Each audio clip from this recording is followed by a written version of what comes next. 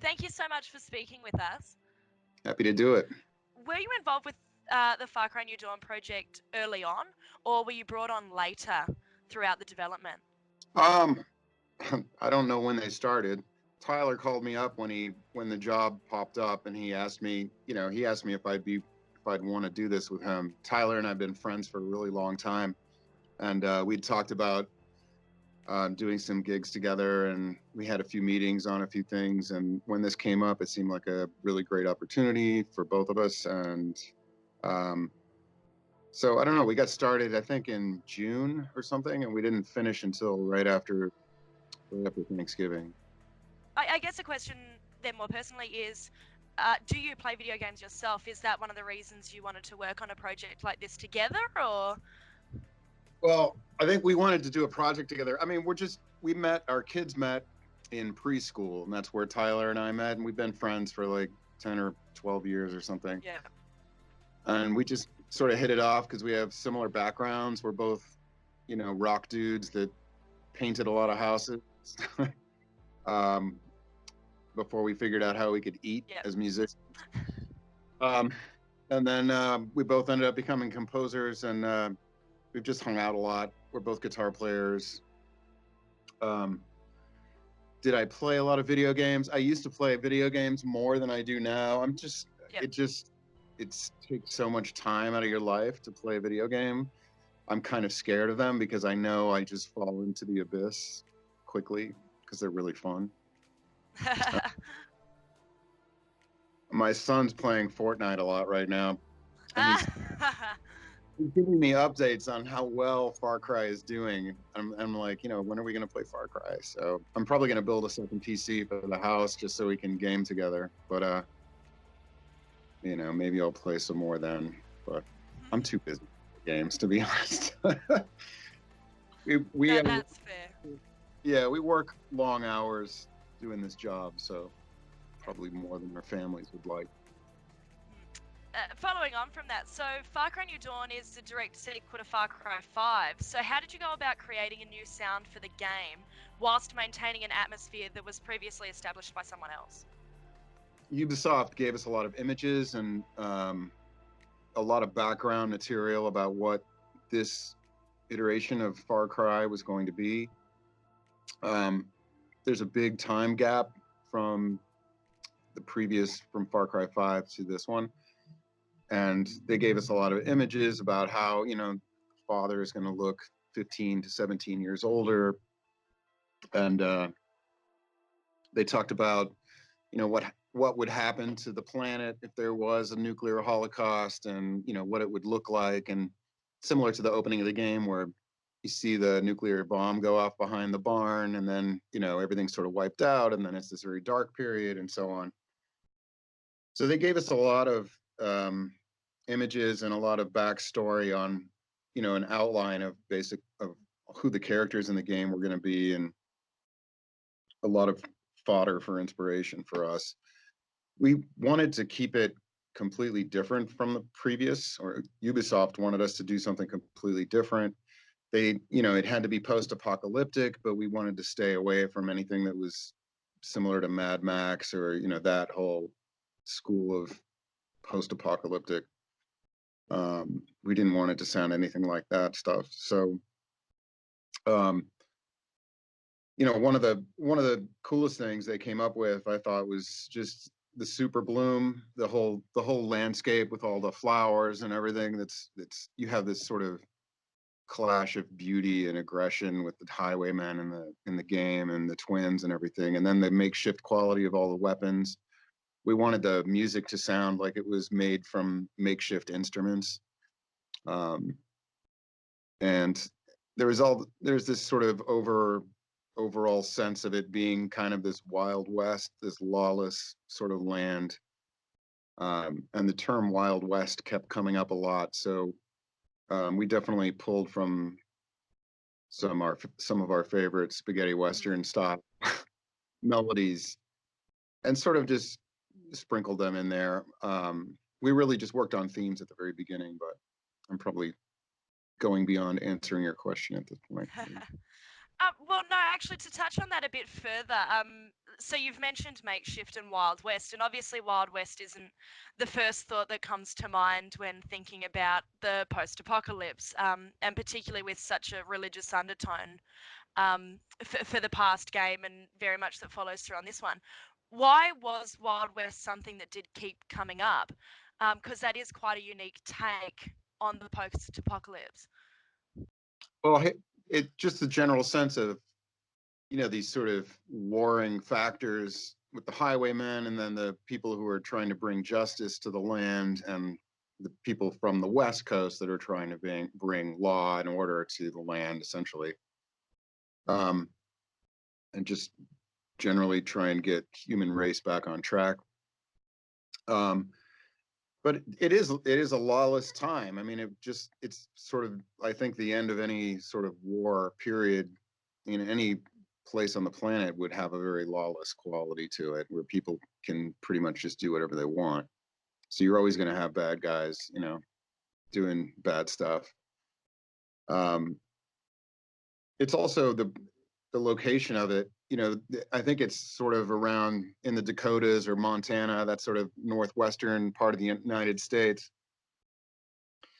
There's a lot of instruments from that area of the country, or a specific kind of hammered dulcimer anyway, that's from that area of the country that we used a lot as well.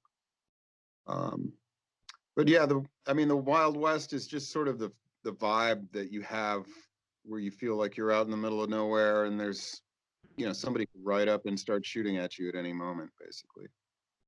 Yeah. I've played the game myself.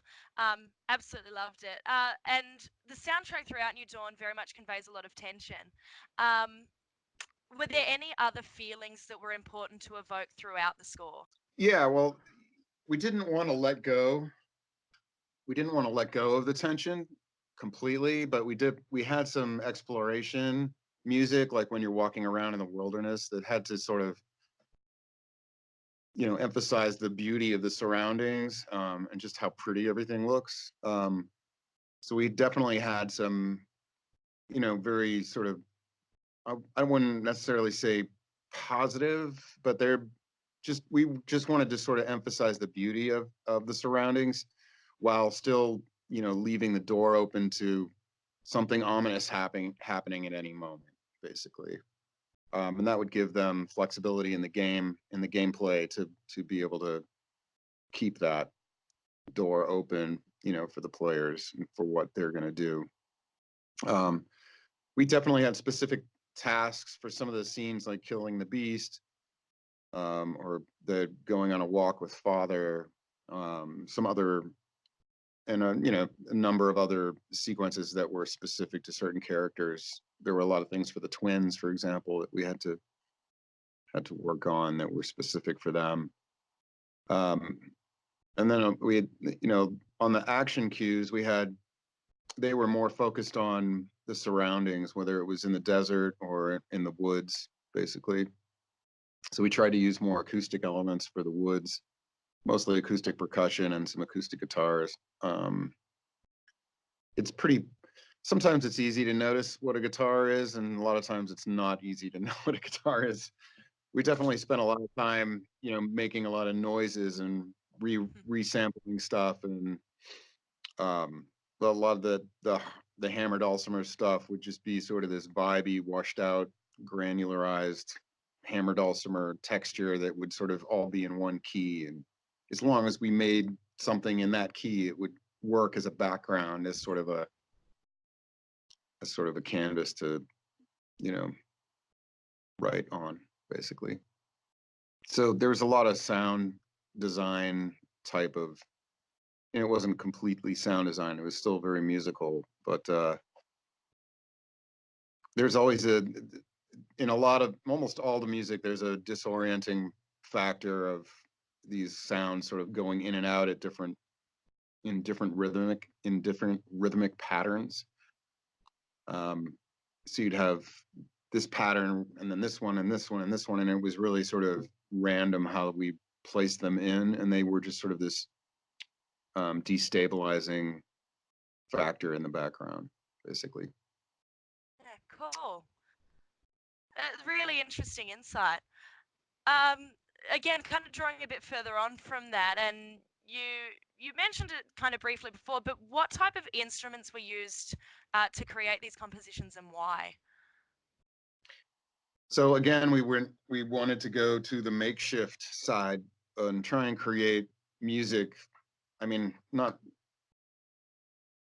we just wanted the music to sound like it was made from makeshift instruments. The same way the weapons are so kind of cool, these really cool sort of strapped together, took three weapons to make this one, or and a hammer or something. Um, so we had Tyler had turned me on to this instrument called the guitar viol about 10 years ago, which he's bought in a lot of the stores. But it can sound like so many different things. It's basically a guitar that you can bow, but there's a guy that makes these things specifically for this purpose, because there's a lot of things that don't work right if you just try and bow a guitar.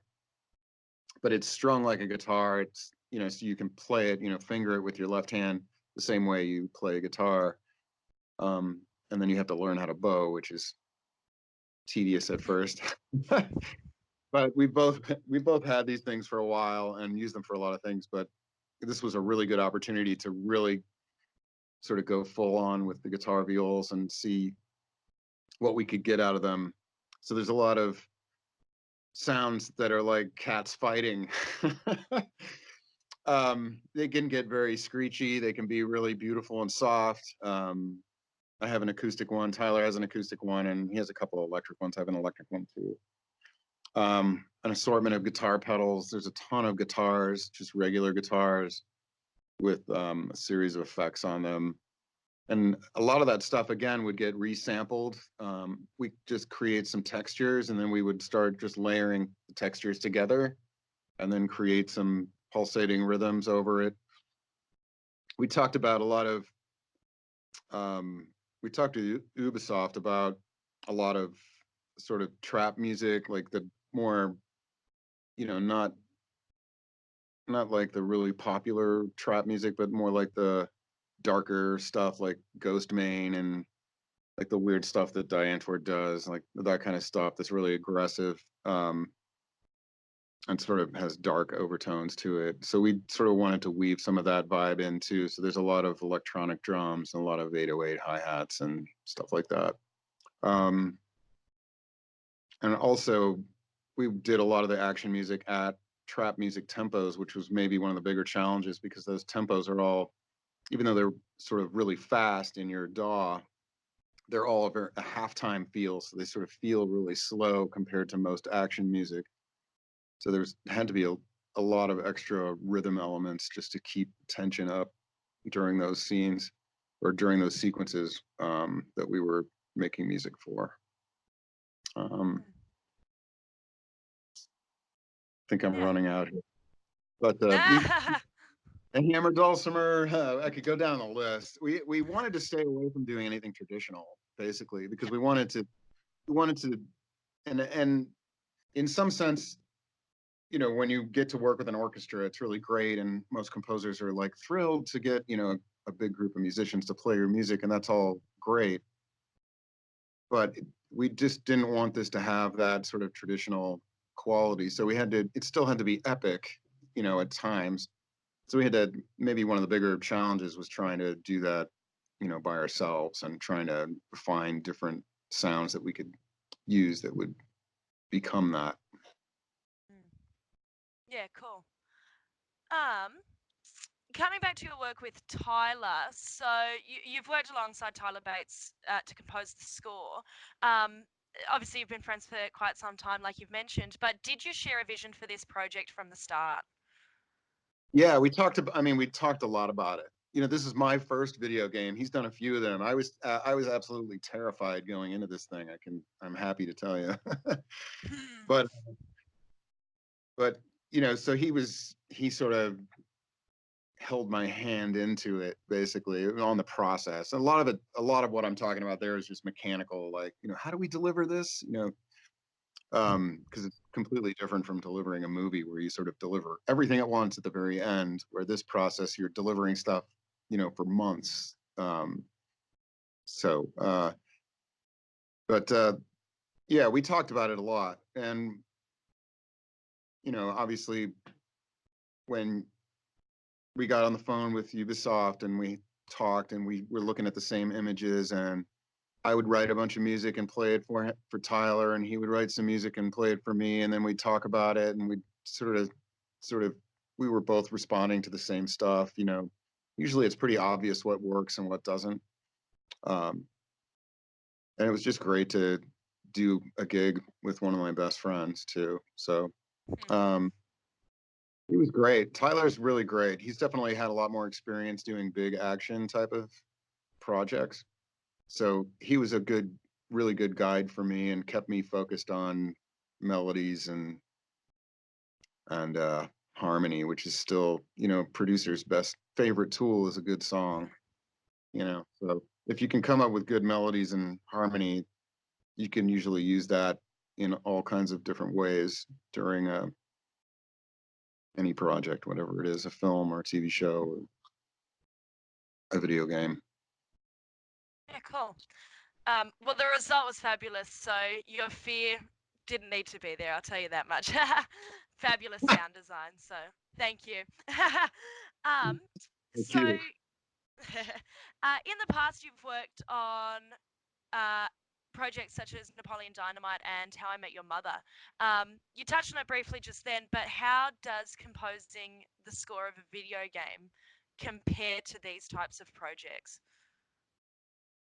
Well, first of all, every project's different, but the coolest thing about the video game to me was that we were just writing music sort of randomly, and it didn't really matter how long it was. And it could be epically long if we wanted it to. A lot of times, especially if you're on a half-hour comedy TV show, you're writing anything from a bar and a half of music, 6 beats of a tune, to maybe you get a minute long piece of music in those things. Whereas in movies, you get a lot more 2-minute type of pieces of music. Once in a while, you'll get a 7-minute monster. But these are, working for this, we were just kind of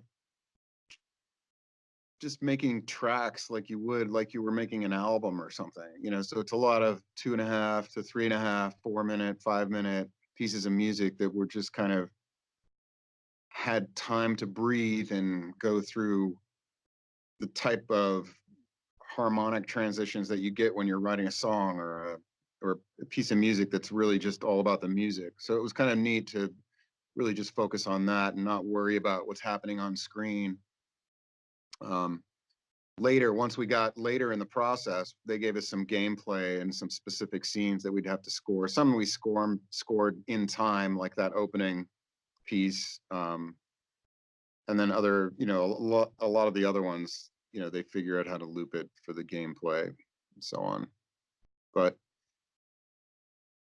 working for Ubisoft was great because they were just so gracious and excited about what we were doing the whole time. We didn't really feel like, you know, I think when you're a composer, it's always great when you feel like you've got good consumer confidence going. If your clients are really happy, it just always feels good. So they were sort of happy and psyched from the beginning. And so we pretty much got to make what we thought was really cool. And then we would present them a ton of stuff and they would pick their favorites. And we ended up writing stuff that we were just, plucking from what we had the first maybe 60 or 70 pieces of music that we made. We were basically able to open those up and make the entire score out of those for the most part. Wow. Yeah. Wow. So I mean, it's such an interesting process. yeah, it is interesting. It's different when you're working on a movie. A lot of times they'll cut in temp music when they're cutting the movie together, and it depends on the project. If sometimes on some movies where we've had a relationship with the director and we've already worked on other movies with that director, sometimes we'll get a script ahead of time and we'll get to write music before they even start shooting the music. And then when they go to cut the movie, you can give them a bunch of music that they can cut in from the beginning, and that can work really well. But a lot of times we get hired, after they've already shot and cut the movie, and They're just looking for somebody to score it, and they kind of want it to sound like all the temp music that they have in there, but a little different, you know. So you're sort of working inside of a pretty small box for those type of situations. And Yeah. TV different, you know, TV's different. It depends if it's, you know, Amazon, Netflix, or if it's network, you know, they all have a different sort of sound to them and different sort of responsibilities for each brand. Yeah. Cool. Really interesting insight. Um, what type of research did you do in preparation? So did you play Far Cry 5 to assist in this process, or other types of research? I watched a lot of gameplay from Far Cry 5 mostly, and mostly just to make sure that it didn't sound like that, because we did want it to be different. I watched a lot of gameplay. I mean, I've watched my son play video games a lot too. Again, like if I'm gonna actually sit down and start playing, I'm gonna watch, you know, hours and hours of my life disappear that I don't have there right now. But I wish I did. Do you have a favorite track from the soundtrack, and why? Oh, that's really hard to say if I have a favorite track.